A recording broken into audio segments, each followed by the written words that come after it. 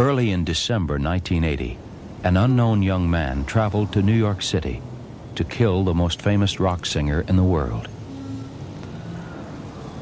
This is his story, told by those who knew him and loved him.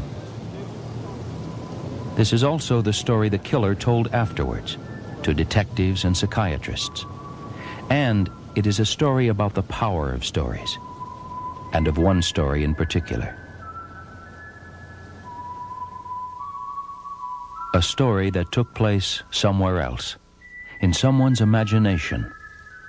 A story from the words of an old song that would become the key to a killing.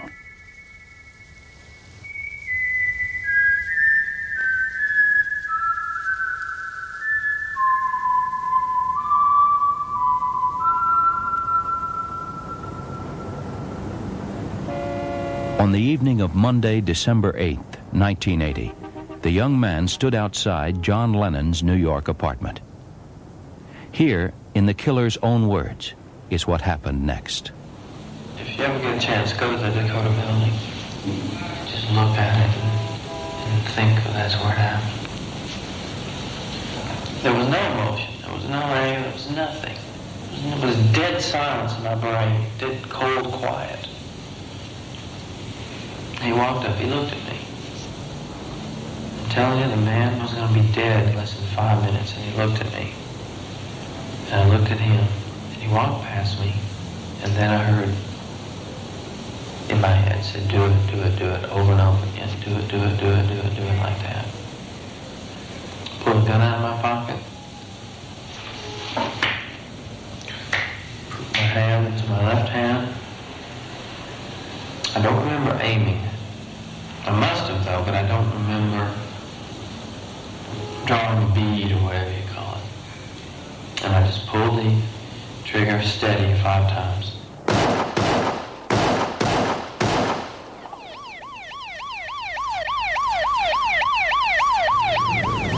Yo!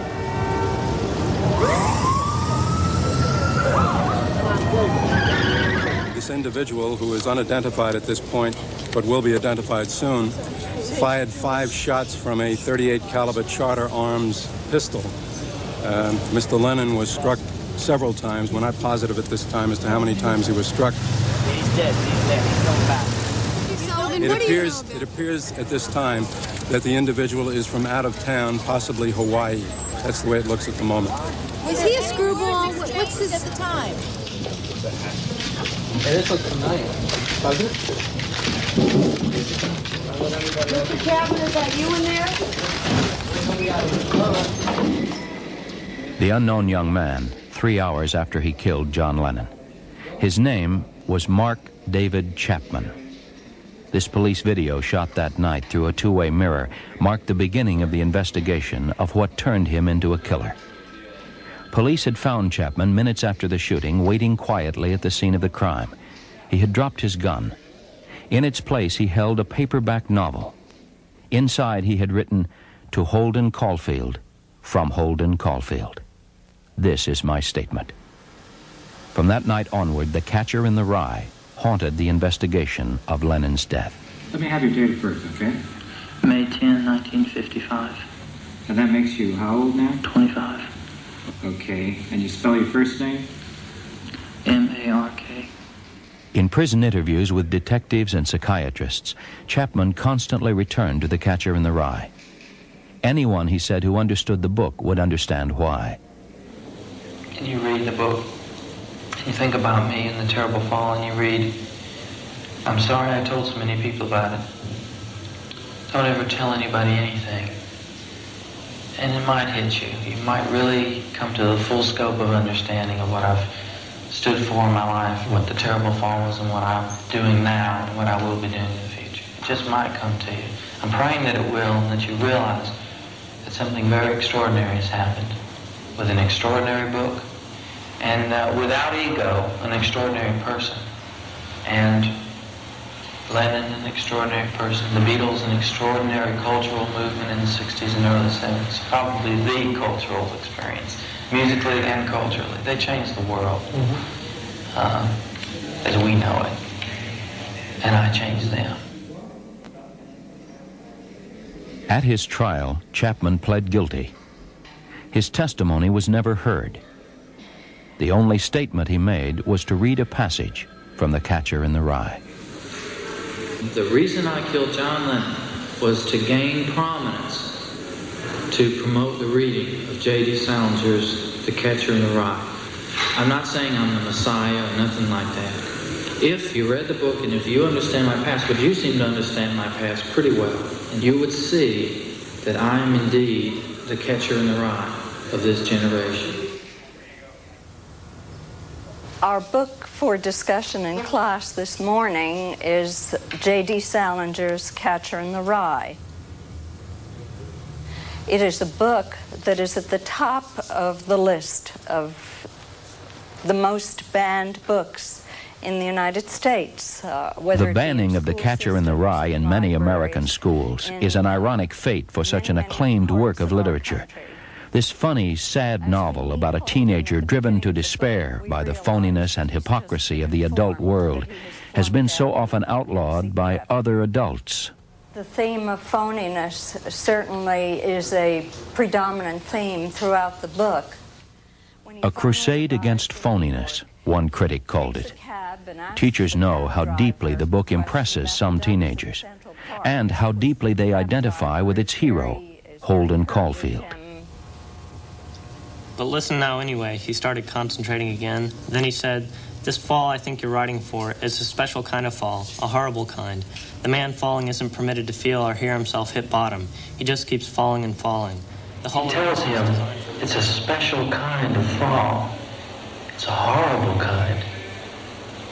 And it is. Look at what's happened to my life on the surface. I murdered a man. But not only did I fall, but I took a lot more with me than just myself. A whole era ended. It was the last nail in the coffin of the 60s. There's a place I go where I don't know who I am. This is a recording Mark Chapman made of one of his own songs, written in the late 60s.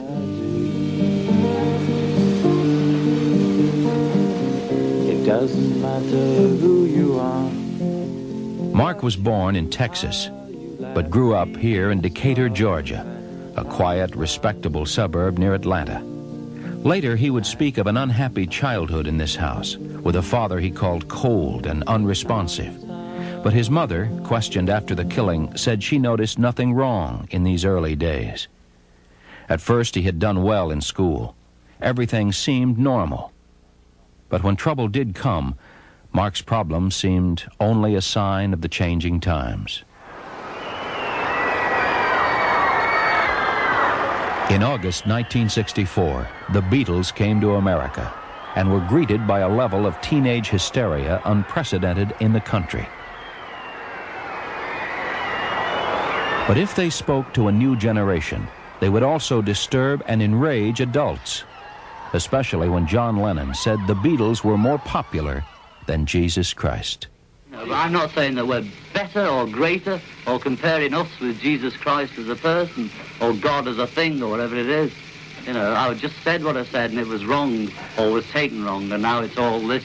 This is Doug Layton and Tommy Charles. We're reminding you that our fantastic Beatle boycott is still in effect. Don't you forget what the Beatles have said. Don't forget to take your Beatle records and your Beatle paraphernalia to any one of our 14 pickup points in Birmingham, Alabama, and turn them in this week if possible.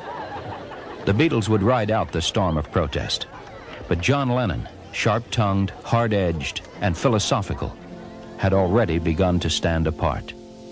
Had it been another day, I might have looked the In Georgia, teenager Mark Chapman was caught up in the times. He wore a Beatle haircut and sang Beatle songs. But there were more profound changes. falling, yes I am falling, and she keeps calling me back again. Falling. Drugs had come to Mark's high school. Students boasted that Columbia High was the #1 drug school in the state. As Mark slipped into the drug culture, he became known as a garbage head, someone who would take almost anything. At home, he became hostile and rebellious. When he was 15, he ran away. Later, after taking LSD, he spent the night in jail. He was at his lowest point, when suddenly he heard another voice. Falling, yes I am falling, and she's calling me back again. You know, all across the country there's a real Jesus revolution going on. He is the ultimate eternal trip. And we want you to go out and share everywhere that you go what Jesus Christ has done. In 1971, this service in a local church, conducted by a California preacher, Arthur Blessed, was one of several religious experiences that suddenly brought Mark Chapman to Christ. Many of you just made a real commitment of your life to Jesus Christ. And at his place, when someone turns unto Jesus, we have them share their testimony. And many are loaded on drugs or have drugs in their possession. So we go into the restroom and we have a toilet service. And we read a passage of Scripture and we say a word of prayer.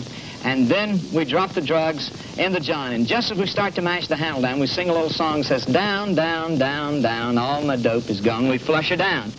Remember, Jesus Christ is life's greatest trip. I had an encounter with Jesus Christ, and he came into my life. I was just nothing but a dope head, and I asked Christ to come into my life. And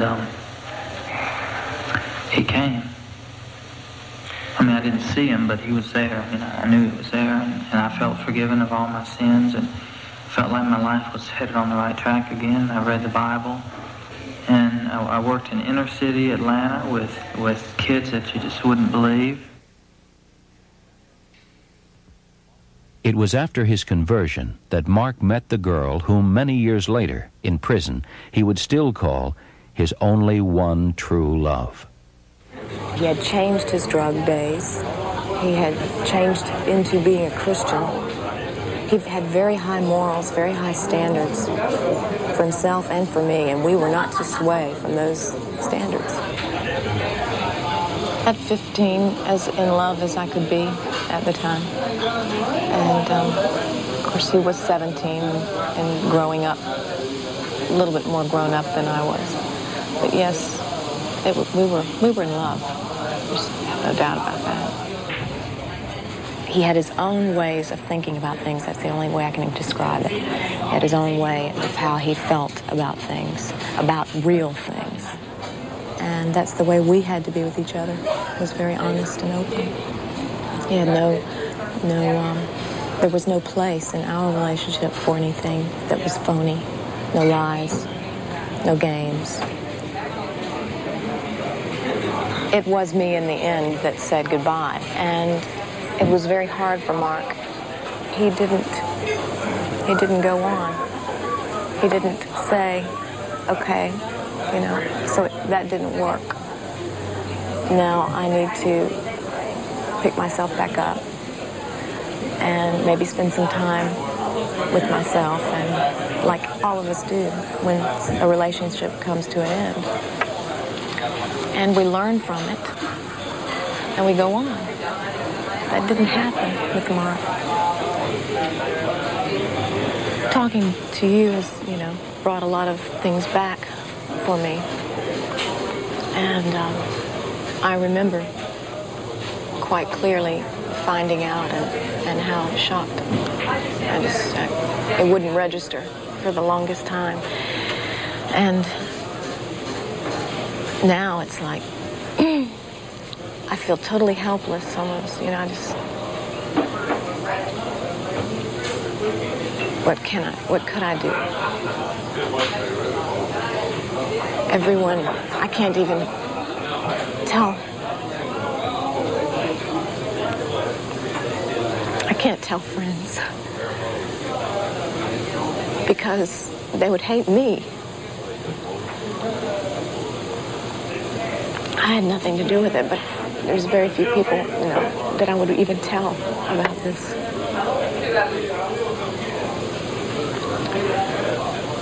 It's a very hard thing to think about him spending the rest of his years there, you know, because he was such a special person.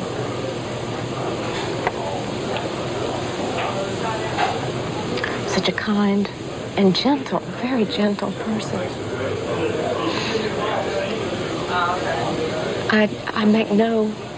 I'm not undermining in any way what he did.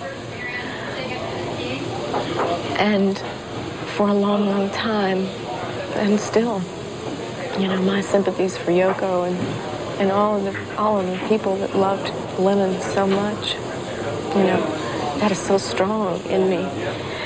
But I also try to separate that, as I said, separate the Mark that I knew from what really happened. And it wasn't Mark. It just wasn't. He just wasn't, he couldn't have been in his right mind when he did it. There's just no way.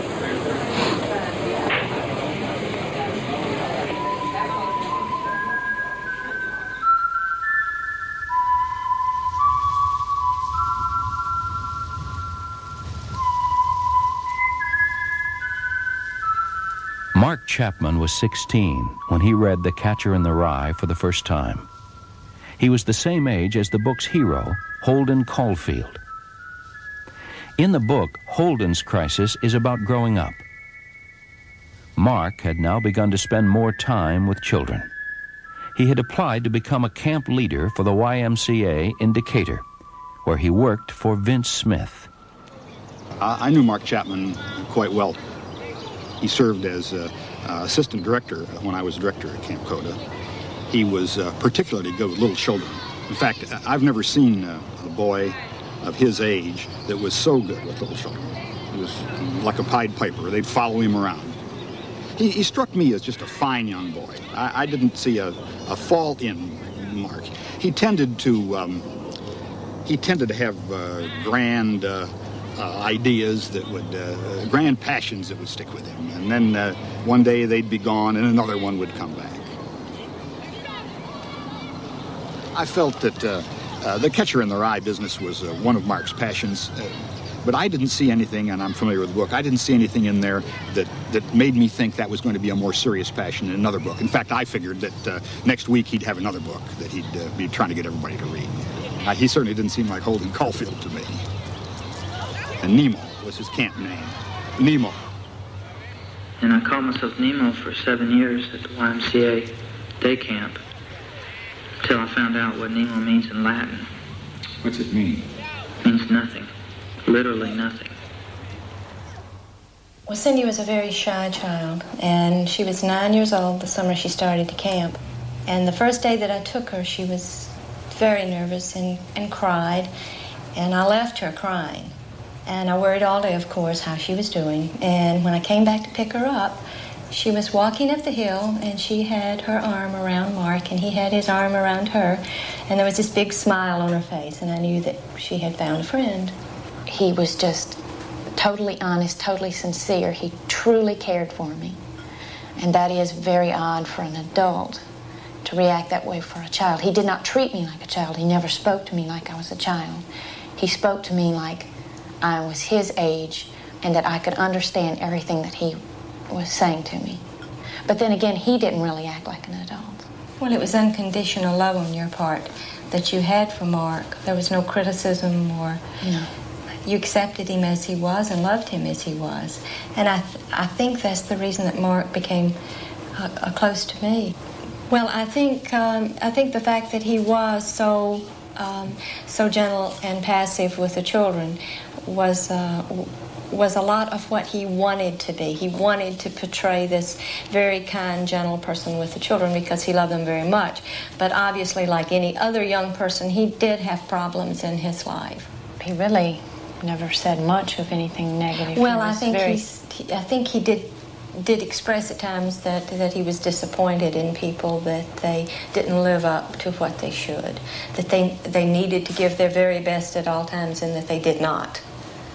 But as far as any specifics... He did say that when someone was gone, they were dead.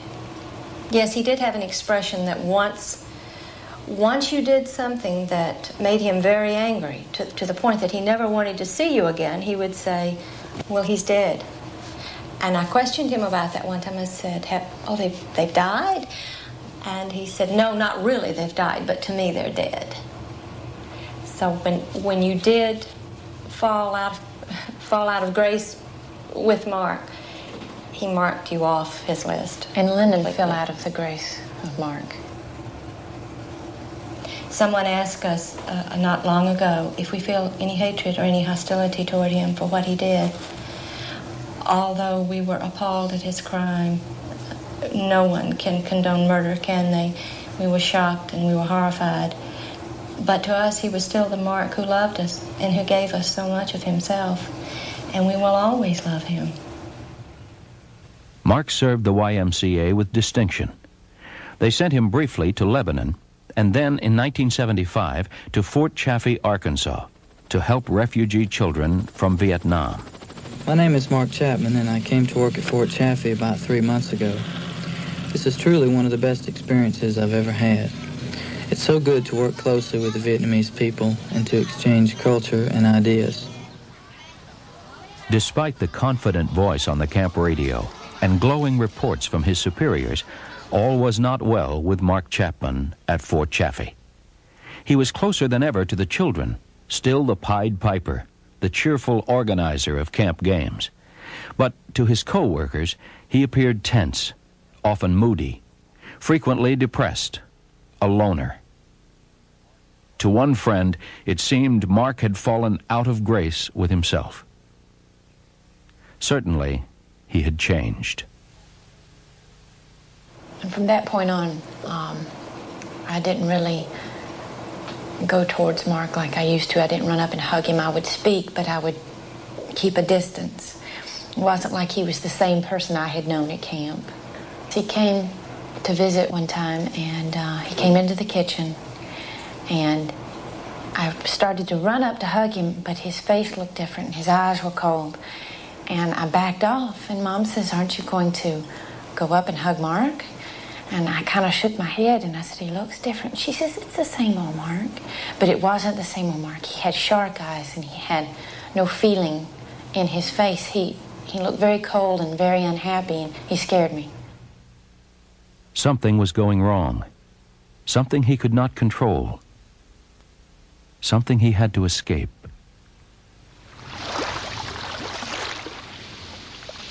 In 1977, Mark Chapman came here, to Hawaii. He was 22 years old. In the past year, he had walked out of the YMCA. He had flunked out of college and broken off an engagement. He had come to Hawaii to escape everything. He had decided to spend all his money in the hotels along Waikiki Beach, and then to kill himself. He was a young man chased by depression and what he saw as a series of failures.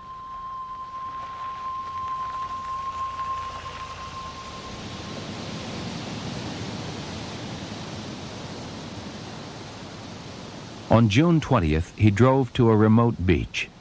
He connected a hose to the exhaust pipe and tried to asphyxiate himself, but his suicide attempt failed when a fisherman knocked at the car window. Later in the hospital, Chapman told doctors, I think of myself as a boxer in the 27th round, my face all bloody and bruised. He could give no reason for his depression. It was just there. In the late 70s, John Lennon, who had spent so much of his life in the public eye, withdrew into private life. For 5 years, he gave no interviews and made no records. He had disappeared from the public stage.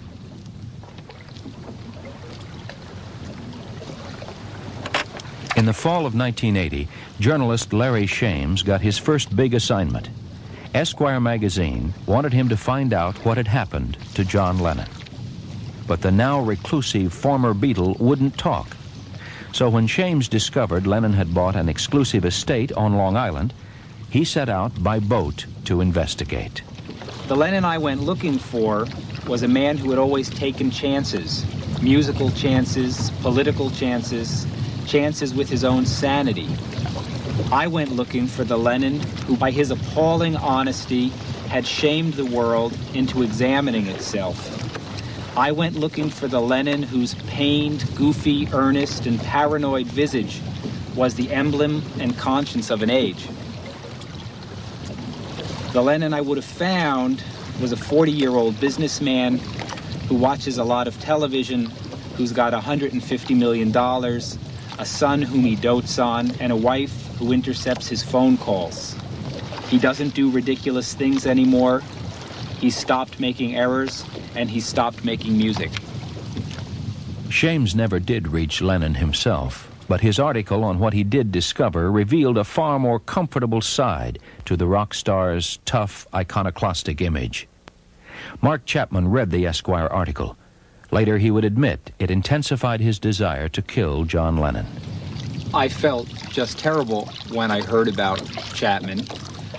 The thought that my article in any way might have been one of the things that went through his mind was devastating to me. The article at the beginning had been undertaken rather in the spirit of a journalistic caper.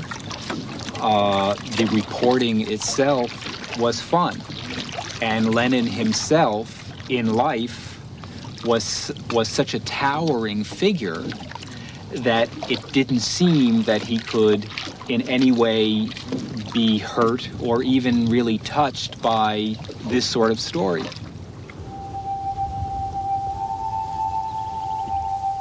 In Hawaii, Mark Chapman's own story had entered a new chapter.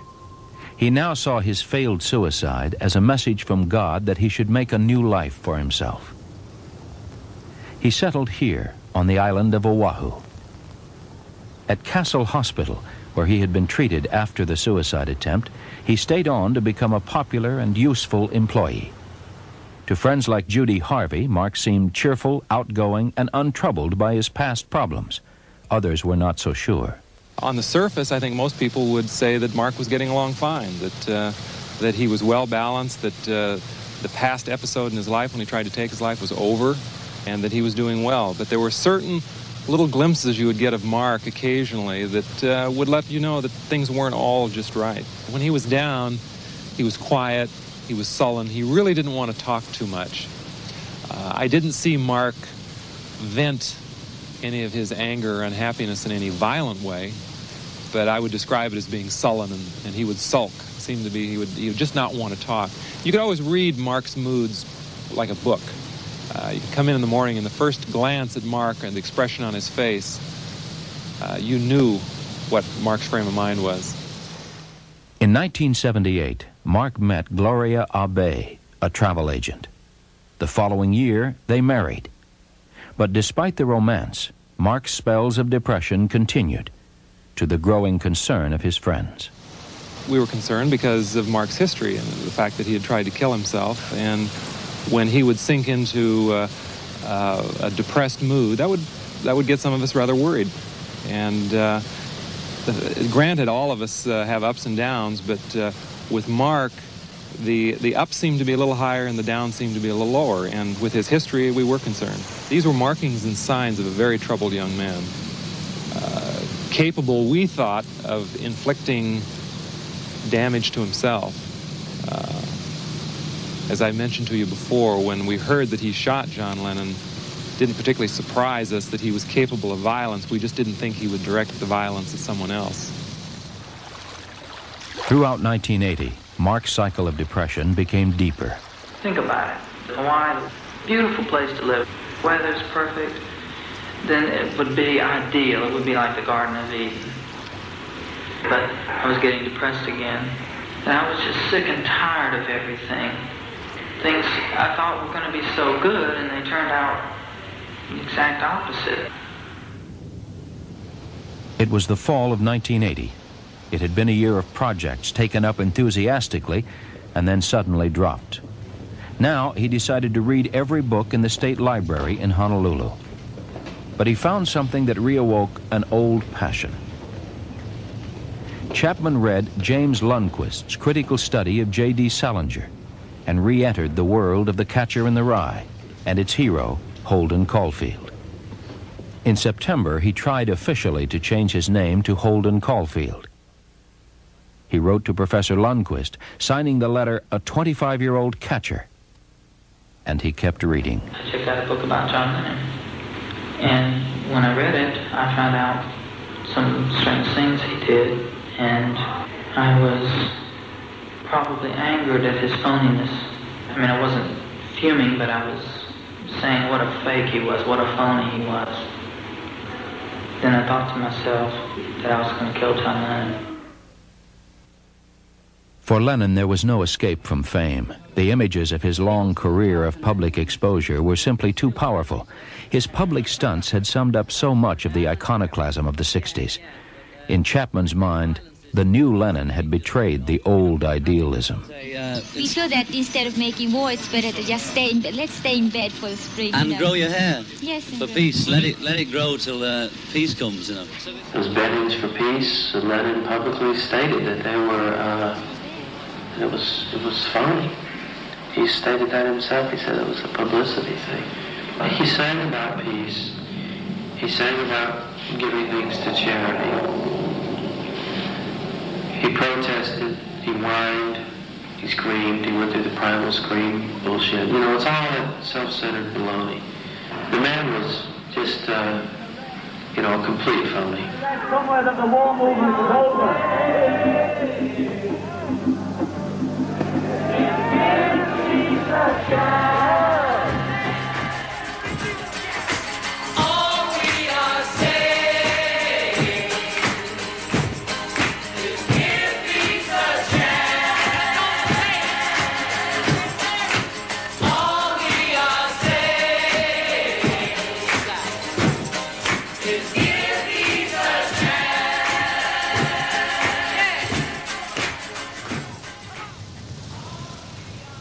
If a body meet a body comin' through the rye were the first words of Robert Burns' famous 18th century song. But in the novel The Catcher in the Rye, Holden Caulfield is spellbound by a young child singing, "If a body catch a body comin' through the rye." It's that misunderstanding that gives Holden an image of himself, an explanation for why adults become phonies, and why innocent children need a catcher in the rye. Holden sees himself standing on the edge of a cliff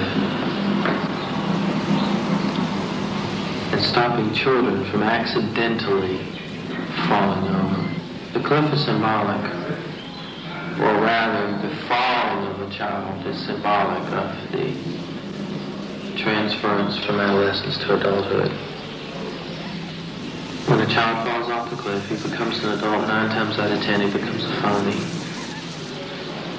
Holden doesn't want to see that. He wants to see the whole world full of nothing but children, non-phonies. And he wants to catch them and keep them. But you see, what happens to Holden is he does fall off the cliff. He does fall. And that's what's happened to me. I will never hit bottom. Never. I'll just keep falling and falling and falling. I fell off the cliff, but I never did become an adult. On October 23, 1980, Mark Chapman signed his timesheet, John Lennon, and quit work at the hospital. 4 days later, he bought a gun, a .38 caliber Saturday night special. At his apartment in Honolulu, while his wife worked, Chapman stayed home, listening to Beatles tapes and making his plans. I want to tell you, I had it made. I had a great wife, fantastic apartment. Everything was just on the surface tremendous. What happened? I don't know what happened. I just got depressed again, quit my job, bought a gun, and came over here and killed somebody. That's what happened. From heaven to hell in about a month. In November 1980, Chapman arrived back in Atlanta. He had just spent a week in New York, waiting in vain to see John Lennon. The last time I heard from him was in November or in the first week of December. I remember on the phone he said, "I won't be back through here again." And I said, "What do you mean? You won't be back into the States," meaning from Hawaii again.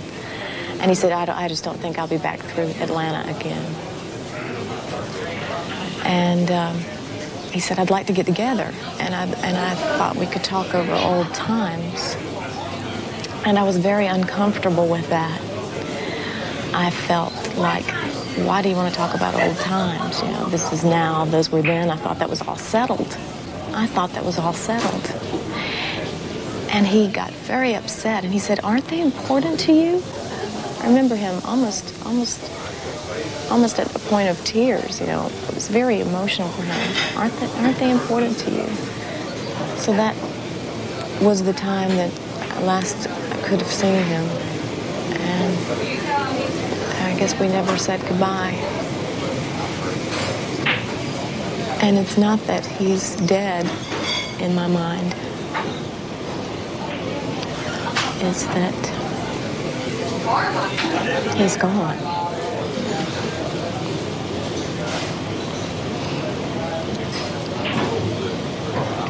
I guess he was gone a long time ago, and I just didn't know it. In a sense, I think he stayed back in 1972.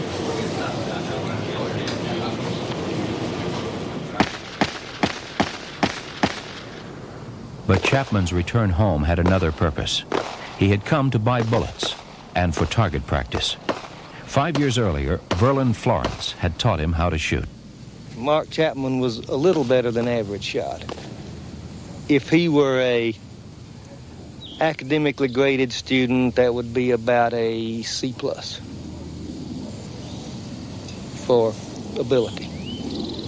He was like this distance from me. My grandmother, who has been dead many years, couldn't miss you at this range. The fact that he had any training at all at this range has nothing to do with anything. Where your training is in value is when you go backwards and when that other person can shoot back. Lennon, as far as I know, wasn't armed, was he? No.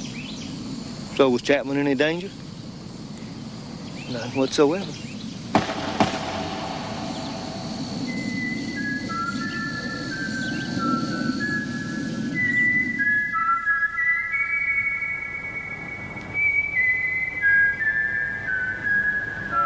On Saturday, December 6th, 1980, Mark Chapman returned to New York City. New York was where John Lennon lived. It was also the setting for The Catcher in the Rye. In the book, Holden Caulfield wandered through New York for 3 days, from Saturday to Monday, his desperation growing. Now, from Saturday to Monday, Chapman too wanders through New York, looking for John Lennon and walking in the footsteps of the catcher. In the book, Holden annoyed taxi drivers with the question, where do the ducks in Central Park go in the winter? Now he goes to Central Park to ask the same question. In the book, Holden checked into a cheap hotel but felt ill at ease in his small, miserable room. Now Chapman checks into the YMCA on 65th Street. He quickly becomes dejected in his $16 a night room.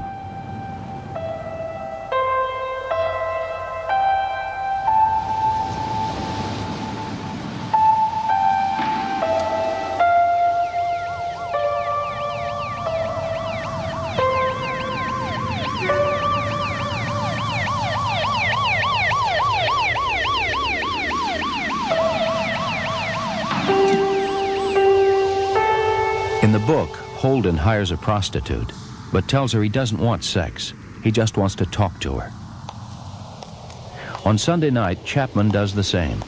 He pays the woman twice her normal rate and sends her away. Later, Chapman would say these coincidences were just accidental, signs that destiny was at work. The story of the Catcher in the Rye ends back in Central Park at the Carousel.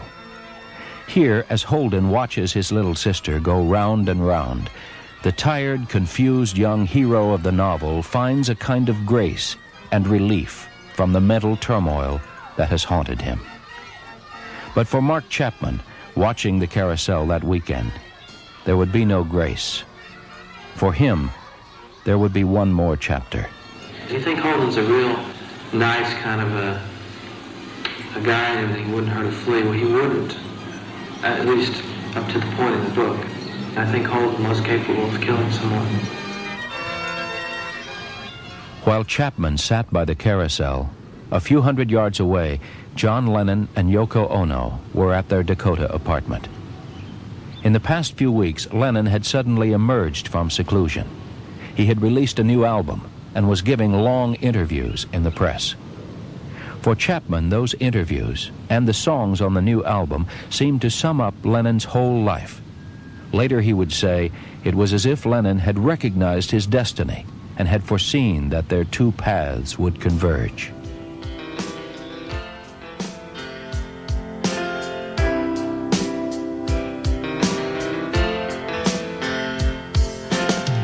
People say I'm crazy, doing what I'm doing.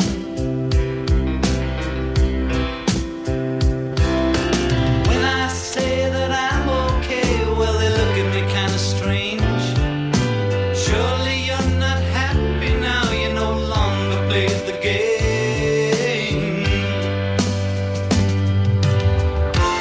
I'm just sitting here watching the wheels go round and round.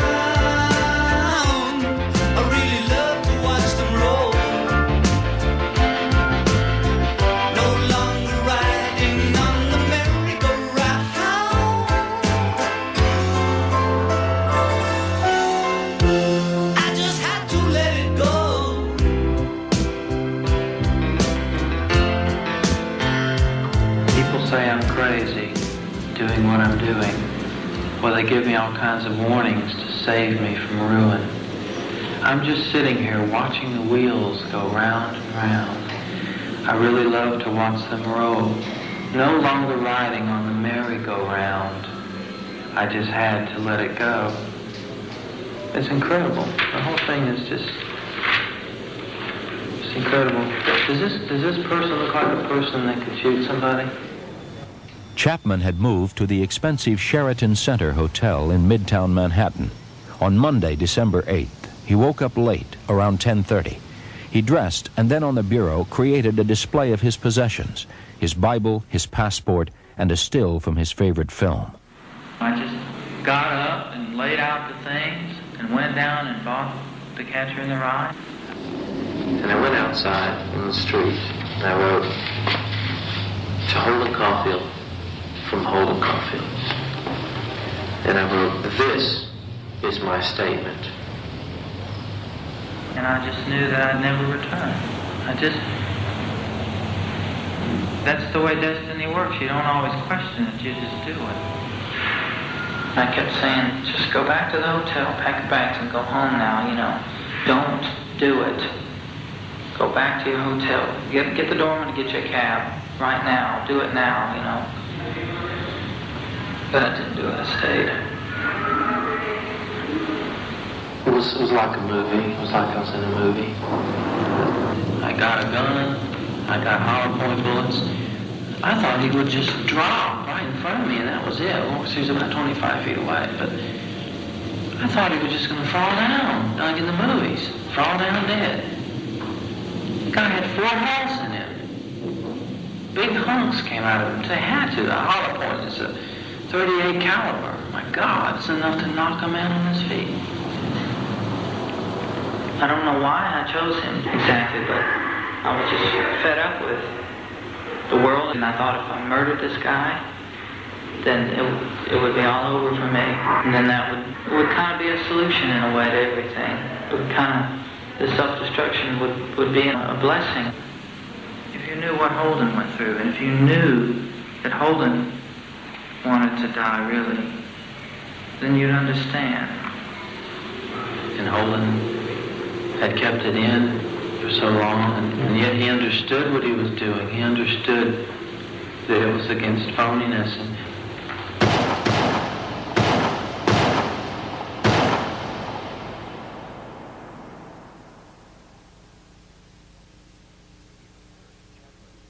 if at first Chapman's motive was a mystery, it immediately became the subject of debate and conjecture. There was no shortage of explanations. But while the headlines tried to satisfy the public's need to understand, there was a more private battle going on over the content of Chapman's mind. The prosecution believed he killed Lennon to become famous. The defense because he was insane. The psychiatrists disagreed. Before them was a young killer who knew he was Mark Chapman, but also claimed he was the personification of a fictional character. But you see, this whole thing, Lennon, me, the book, is so much bigger than guilty and not guilty. Unless you know the book, unless you know me, you can't really understand it. I think people have fantasies all the time, and people identify with stories they read all the time. You become involved in a book or you become involved in a movie, but to have it become your life and use it as a script for carrying out some very strongly felt mission is something quite unusual, and I think he identifies with the gentleness of Holden Caulfield, because Mark identifies also with the innocent children of the world. He sees himself as their advocate. He feels himself to be one of the innocent children of the world, and he is going to do everything in his power to avoid hitting the bottom of that cliff. Mark probably saw John Lennon as a representative of, a very well-known representative of an individual who had been an innocent child and had fallen off the cliff and become an evil, exploitative, phony adult, and deserving of whatever punishment Mark was going to mete out. People who identify with characters in books and films and begin to take on some of their characteristics in real life are choosing to do that. It's fashionable to think of this as an involuntary process in which somehow the individual's mind is taken over by the character, or they become possessed, a kind of demonological view of it. But in fact, they're choosing to go to that film. They're choosing that character for identification. And it is a normal process of development to choose particular features from role models, to choose what we want to be from among the various options available to us. The individual who subjects himself repeatedly to exposure to inappropriate models, who takes on those characteristics to try to become like that, is choosing his fate. The role of the artist is to invent fantasy worlds. People may choose to enter them temporarily, enjoy them, and leave and exit to reality. But for a large segment of our population, the fantasy world becomes reality, and there are those who live within that fantasy.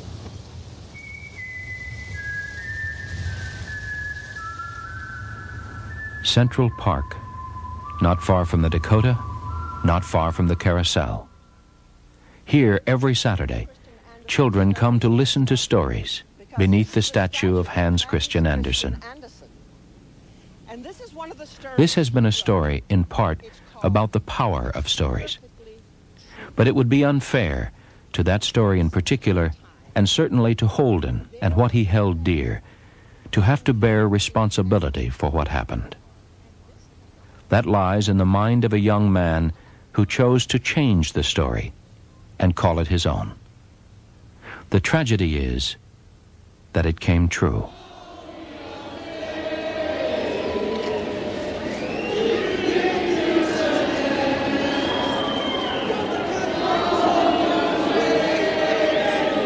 December 1980, outside the Dakota. Somewhere in the crowd, another young man with a gun in his pocket. His name is John Hinckley. 4 months later, after he shot President Reagan, police broke into Hinckley's hotel room. Among his possessions, they found a well-thumbed copy of The Catcher in the Rye.